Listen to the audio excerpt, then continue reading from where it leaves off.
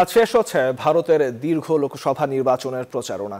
১ June সব শেষ, অর্থাৎ সপ্তম ধাপের মেগা ভোটের ভারতবাসীর নজর উত্তরপ্রদেশের বারাণসী আসনের দিকে। কারণ এই সিটেই লড়ছেন প্রধানমন্ত্রী নরেন্দ্র মোদী।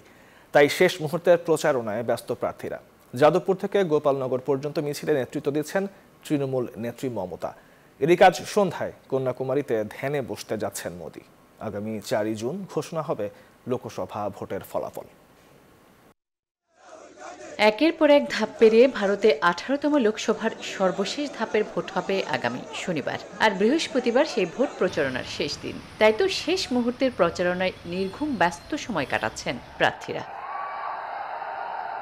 ব্যস্ত সময় পার করছেন মমতাও। নিজ দলের প্রার্থীদের পক্ষে শেষ মুহূর্তেও ভোট চাইছেন তিনি। প্রচারণার শেষ দিন যাদবপুর থেকে গোপালনগর পর্যন্ত মিছিলের নেতৃত্ব দেন তৃণমূল নেত্রী। ডমেক্স টয়লেট রাখে ফ্রেশ ১০০ ফ্ল্যাশ পর্যন্ত, তাই ব্যবহার করুন ডমেক্স ফ্রেশ গার্ড। তবে বৃহস্পতিবার প্রচারণার শেষ দিন হয় কন্যাকুমারীতে ধ্যানের আয়োজন করা হয়েছে। কারণ প্রতিবারের মতো এবারও নির্বাচনের আগে ধ্যানে বসছেন প্রধানমন্ত্রী নরেন্দ্র মোদী। এর আগে ২বার লোকসভা নির্বাচনের প্রচার শেষে আধ্যাত্মিক সফরে বেরিয়েছিলেন মোদী। ২০১৪ সালের লোকসভা ভোটের প্রচার শেষে ধ্যানে বসেছিলেন কেদারনাথে।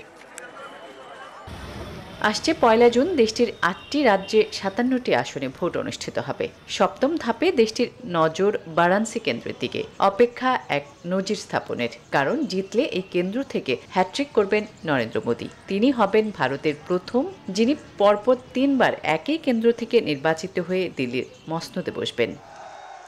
আসমাতুলি, নিউজ 24।